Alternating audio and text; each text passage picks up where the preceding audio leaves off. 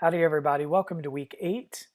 So, this week is centered around the watching of a theatrical adaptation of a musical that came out in the early 2000s called Hedwig and the Angry Inch. And this definitely is a musical that will build off of um, various ideas that we've already explored, particularly in Butterfly and even in The Goat or Who is Sylvia. Uh, this film adaptation, which is written and directed by the playwright John Cameron Mitchell, is one of my favorite films of all time, actually. And I think that even though we're not going to examine the filmic adaptation versus the play adaptation, um, I think it's one of the few examples where a film is actually better than the play. And um, that largely has to do with the way that Cameron Mitchell directed this film. I'm really excited for you to watch it if you have not seen it already. I think it's one of the most important films made in America.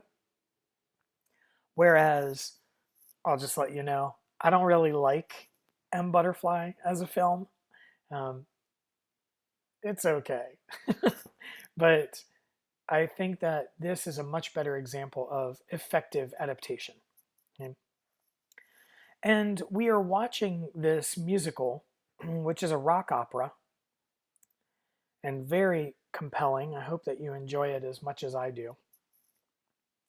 To kind of further some of the examinations that we've been having about the contemporary mind, and in particular, the contemporary American mind.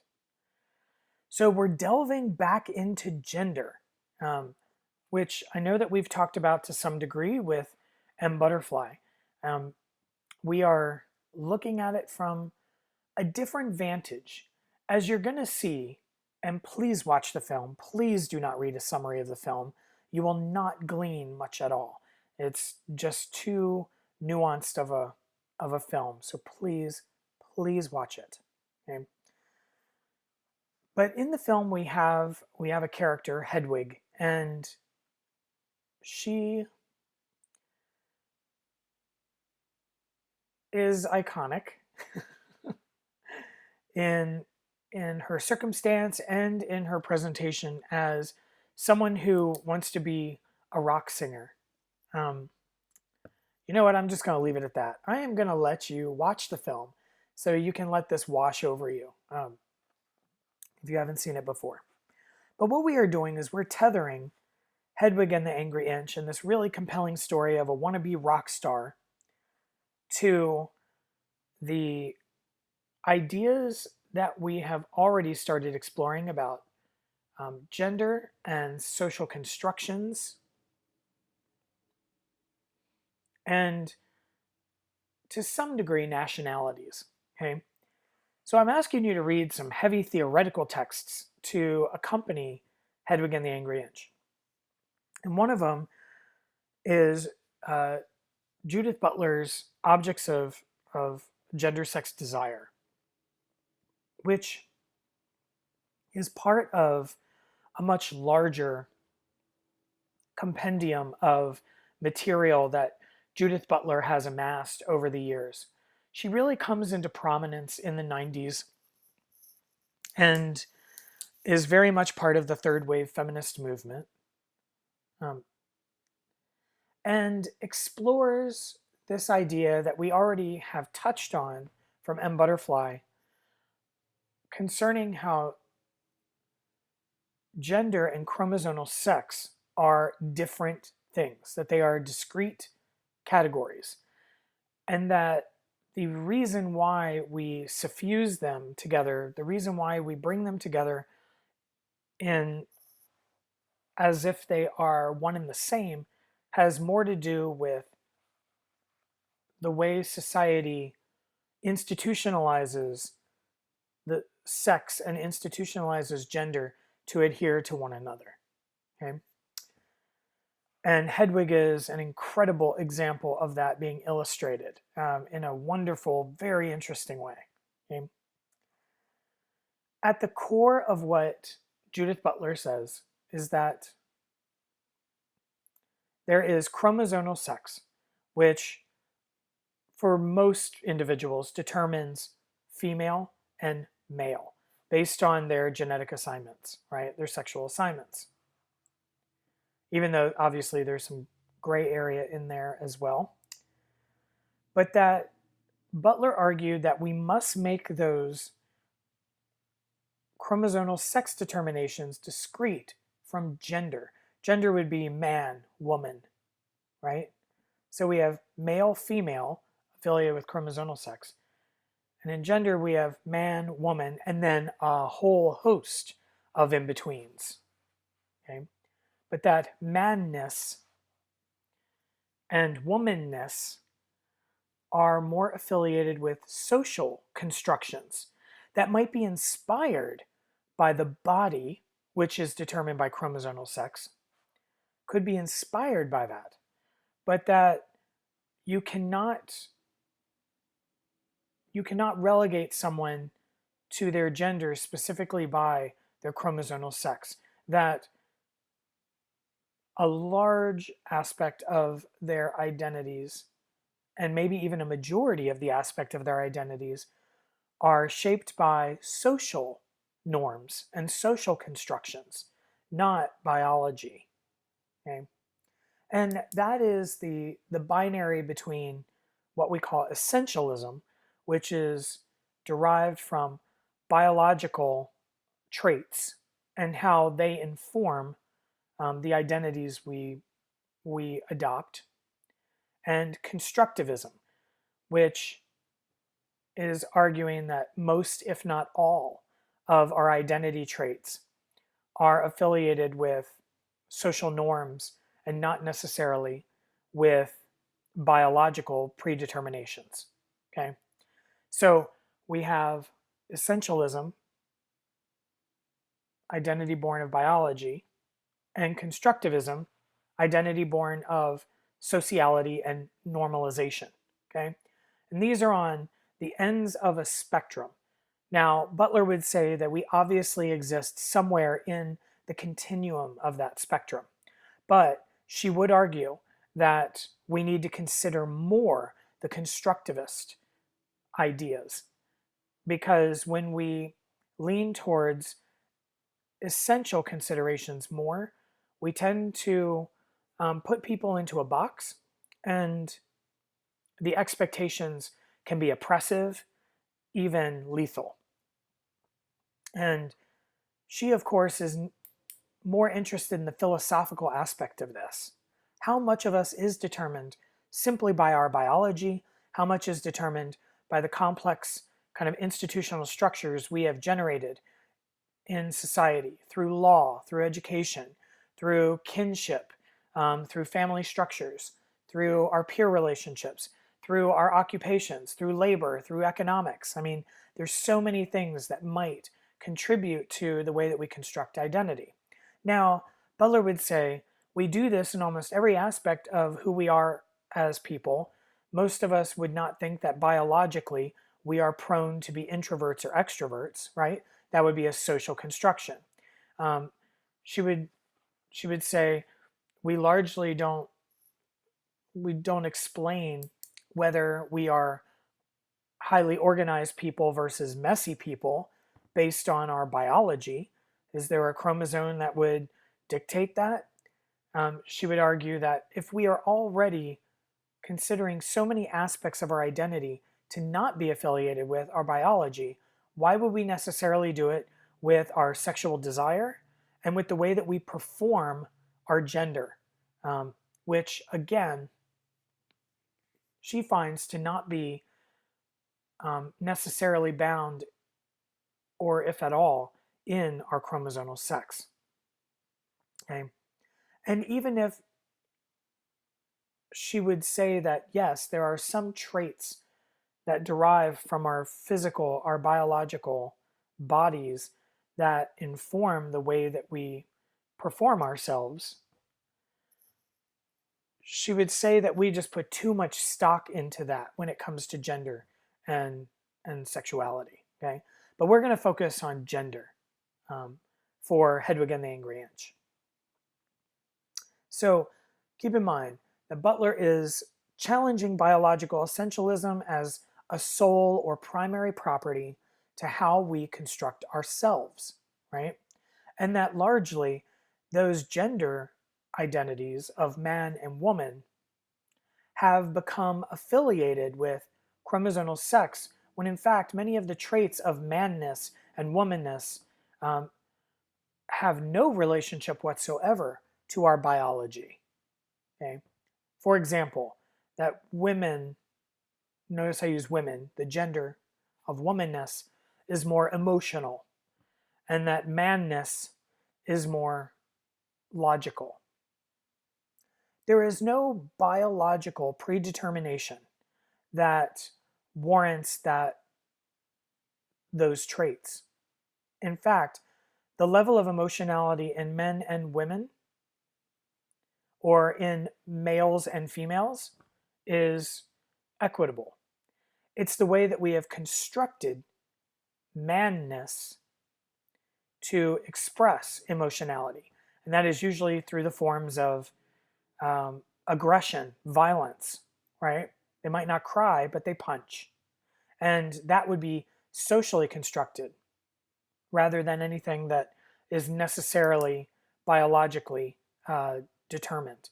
Now, we can make arguments about testosterone versus estrogen, for example. But these scientific determinations have been proven to be incredibly minimal. In fact, maybe those slight deviations could come from biology, but then we then historicize them institutionally through our sociality. So we actually make them way more predeterminate than they would ever be if it was just assessed based on our biological um, makeup. Okay. So just know that Butler is not necessarily saying that we are entirely constructed. Okay, I want to keep reemphasizing that. She just says that we are more constructed than we imagine, and she probably would say that most of our identity is not based in biological predeterminations, but indeed constructivism. Ultimately, what she says would be a great liberation is for us to just do away with absolutism. She is definitely more interested in the continuum, and that identity is slippery, and that identity is complex, and we are never one thing all the time, including performing our manness or womanness. Whether we are a cis straight male um, who plays sports and loves women and wants to crush a beer can on his head, there are still performances in that male of womanness or femininities that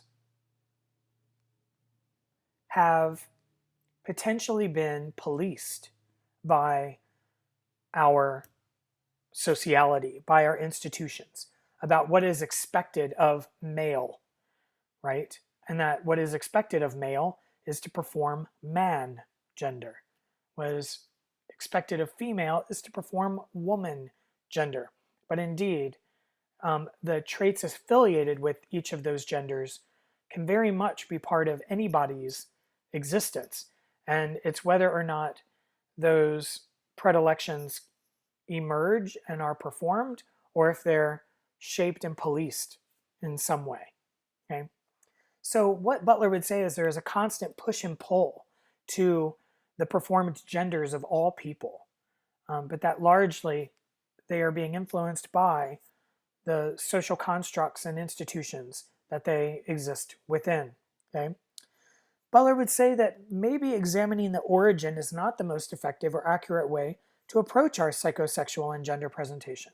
That maybe it's not about looking for origins at all, but looking for what is right there. We're American. We grew up in the South. We had, a very strong mother figure versus a very strong father figure, or vice versa. We grew up with siblings. What were the sex and performance gender of those siblings? Um, what other institutional affiliations do we have? What kind of education did we have? What kind of, spiritual upbringing did we exist in? Did we live by the water or did we live in a city? I mean, all of these things would be representative of sociality and of influences that could somehow inform the way that an individual performs their gender and or how they either challenge or succumb to the social pressures of performing that gender in relationship to their chromosomal sex. Okay? The goal ultimately for Butler is to challenge the binary. That indeed, that binary is what maintains certain kind of hegemonic power structures that could serve to take away freedoms of people, right?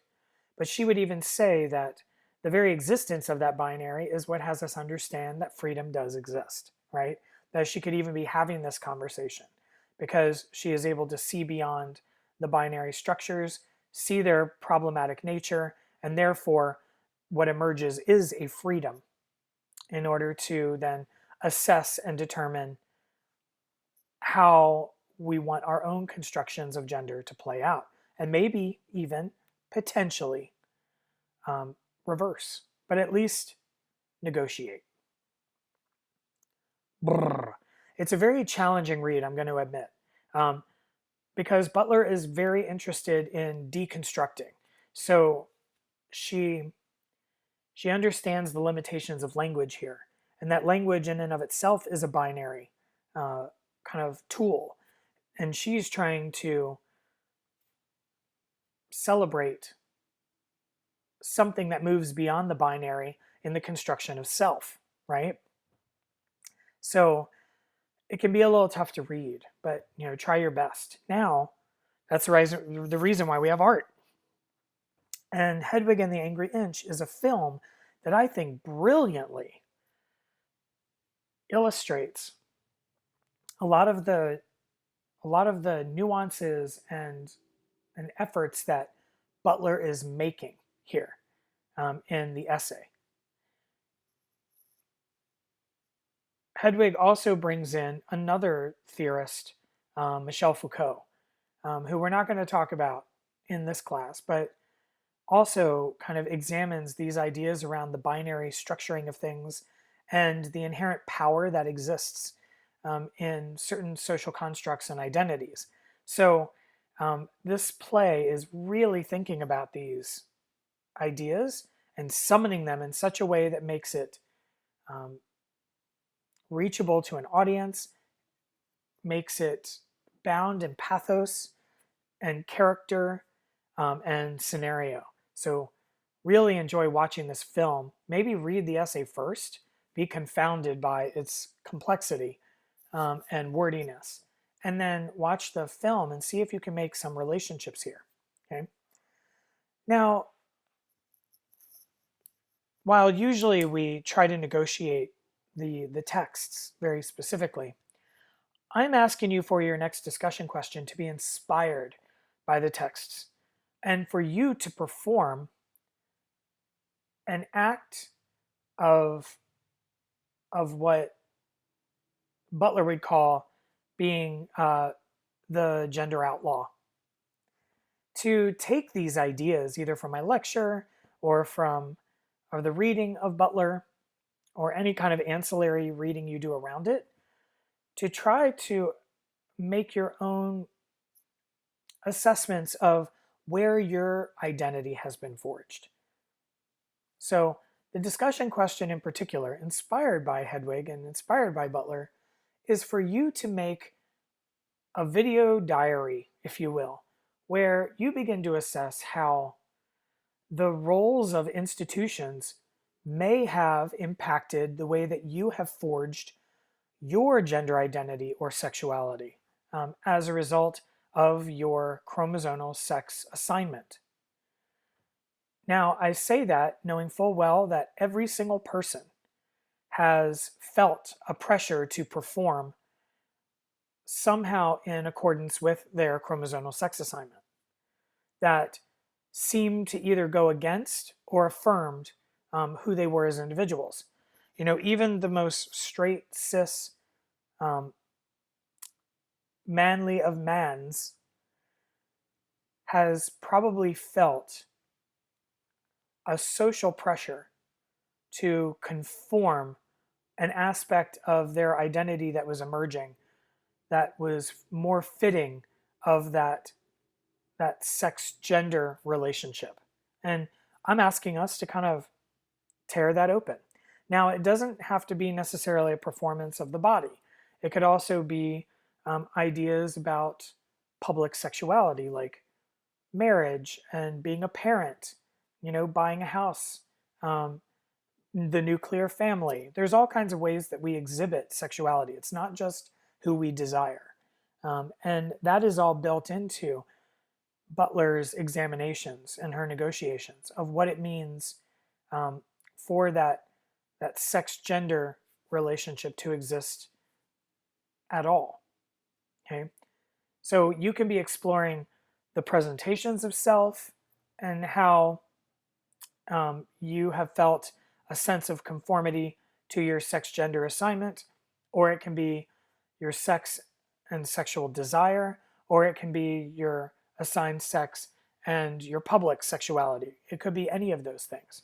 So I've provided an example for you from my own life, just so that you can have something to go off of. But certainly, I want you to identify a single thing that you feel is truly one of those moments where you can assess, like, yeah, there have been moments where I have either felt the pressure to modify my identity, or and I have modified it, or I challenged it as a result, based on social expectations of my gender adhering to my chromosomal sex.